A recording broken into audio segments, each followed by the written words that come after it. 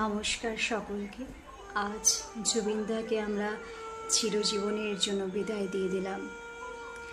আমার নিজের লেখা একটি কবিতা ওনাকে নিয়ে আজ আপনাদের সামনে আবার শোনাতে চলেছি।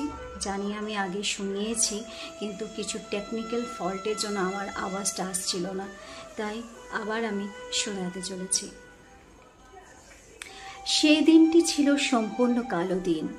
আমাদের উজ্জ্বল নক্ষত্র হারিয়ে গেল এমন এক সাগরে, যে সাগর তার গভীরত্ব বুঝতে পারল না।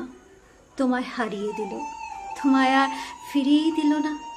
তুমি ছিলে বিপ্লবী, তুমি ছিলে নির্ভয় চলার পক্ষে, তুমি সরল ছিলে, তুমি কঠিন ছিলে, তুমি আবেগিক ছিলে, তুমি অস্থির ছিলে, তুমি স্থির ছিলে, কিন্তু বুঝতে পারল না তোমার গভীরত্ব।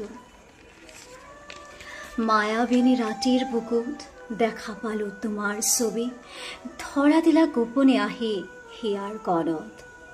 মায়াবিনী আমার চোখে চেয়ে দেখো, দেখো না চেয়ে ভাঙ্গা মনে আমারও আছে কত আশা।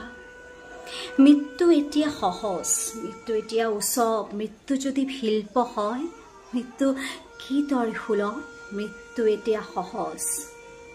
স্পর্শ করে দেওয়ার মতন সঙ্গীতগুলো শুনলে নিজেকে আর সামলানো যায় না। তোমার শরীর এখন অচেতন, তুমি বুঝতেই পারছো না সম্পূর্ণ আশা তোমার এই অচেতন হয়ে থাকাটাকে মেনে নিতে পারছে না। একবারও কি উঠে আর বলবে না, I want silence, I am talking about silence, silence. কাল তুমি চিরবাড়ির জন্য চিতায় বিলীন হয়ে যাবে, কাল তুমি চিরবাড়ির জন্য বিদায় নিয়ে যাবে। আর এ জুবিনদাকে ফিরে আসবে না, আর এ জুবিনদা ফিরে আসবে না, আর আসবে না। আমাদের প্রাণীর শিল্পীকে বিদায় দিতে আমরা বাকরুদ্ধ। আর এই প্রতিভাবান শিল্পী ফিরে আসবে না। চিরবাড়ির জন্য শয়ন হয়ে রয়েছ আমাদের ঠাকুরের অঞ্চলে।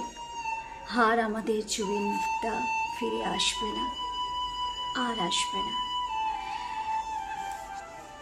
আমিও বাকরুদ্ধ হয়ে রয়েছি।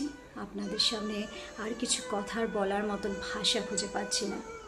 তা বন্ধুরা, আজ এখানেই আমি সমাপ্ত করছি। ভালো থাকবেন। নমস্কার।